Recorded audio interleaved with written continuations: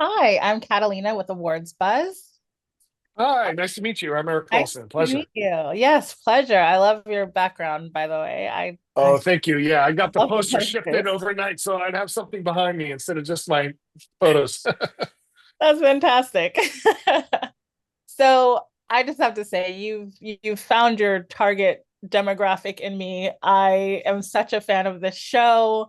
It reminds me of like some of my favorites, like Supernatural and The Boys, like kind of rolled into this awesome Kevin Bacon package.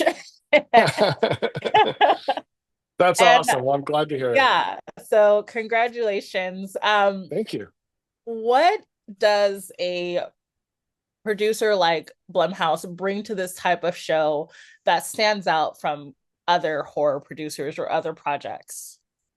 Sure. Well, Blumhouse is an expert in the horror genre. They actually put me through horror class, horror school. Like they gave a briefing on how to lessons learned from their previous movies, which is the secret sauce that I will never divulge to anyone else.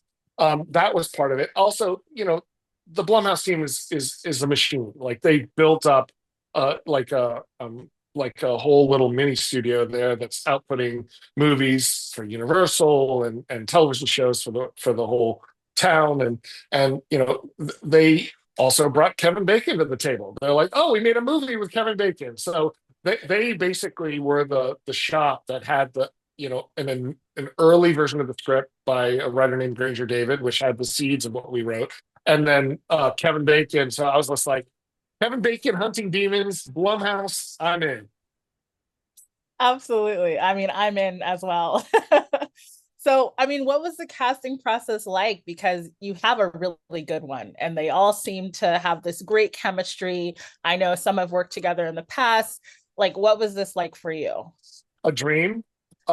So Terry Taylor is the in-house Blumhouse casting director, and she's fantastic. And they'd worked with Kevin on another movie, so he was attached first. And then we went and we found all of the other cast, and I'll just bang through them. Like Jennifer Nettles, who's an amazing actor in The Righteous Gemstones, and also happens to be a Grammy award-winning singer with her band Sugarland. Like she was the ideal Marianne. She was like, wow. And Blumhouse had made a movie with her too, Exorcist, right? The Exorcist remake. Then Beth Grant, who's plays Kev or Pub's mom, Kitty. Um, Turned out to be like one of the nicest people I've ever worked with on any show ever. She is just such a dream. Not only is she a great actor on screen, but she is just a ray of sunshine in everyone's life. She actually grew up a few miles from where we filmed the show in Georgia. So this was like her coming home as the conquering actor hero. It was so awesome. And she's become a friend in real life. And then she was actually in a movie with Jolene, Donnie Darko. So it was a reunion of the two of them. And that was cool. And Yes, Jolene was amazing in White Lotus season one. I don't know if you remember that. Like, absolutely. Yes. and then it turned out like she is like the most unlikely, front man for the devil on earth that you could imagine. So she has this wonderful personality, which was such a contrast. So and then Maxwell Jenkins, who plays Cade, who's the son of Kevin Bacon in the show, um, actually grew up in a circus family in real life. And he can play Wow. music, he can act, he has all these things to bring into the mix. So I was like, wow, wow. And then, closing out the cast, and you have Damon Harriman, that Kevin and I saw his cast, like a casting reel for him, and you could not tell who this guy was. He was such a chameleon across all of these different parts and different movies. He actually played Charlie Manson, both in Tarantino's movie and on the Netflix series Manhunter. So it was like he was just such a like thoughtful. Kevin and I agreed he might be one of the most talented actors we've ever worked with in our past. Which means more for Kevin Bacon, who's been in like 1,000 movies, than it does for me. But Damon was really amazing. So honestly, it was an embarrassment of riches for any showrunner, and they were all so excited to come play in this ridiculous mashup of a show, and they treat it with heart and with love, and I think all of that comes through in the chemistry that you'll see between the players on the show. Yeah, absolutely. There's so much love, and you can tell that they really enjoy this show. They enjoy working on it, and they enjoy each other, and that's definitely comes out on screen and in every scene that they do. Yeah, and then sprinkle a little bit of Kevin Bacon putting chainsaw through somebody's forehead, and boom. What more do you want? You know, Perfection. I mean, come on, Perfection. done. We're in. Yes, chainsaw through heads. Yes. I'm wondering, where did the demon names come from? How much research did you guys do? Is it based on legends, historical, whatever, or like fantasy? Just like your writers are amazing. How did that come to be? Sure. I dove into Dante. I dove into my demonology source books. I did a bunch of research for it, and ultimately came through the other side and decided that I wanted to make up these demons. I wanted to do our own original mythological spin and Mm, create our own, because there are no, you know, there are, if you go into the wiki rabbit hole on this, like there's no official source of any of these things, so it's like, it was just fun to kind of create our own, and then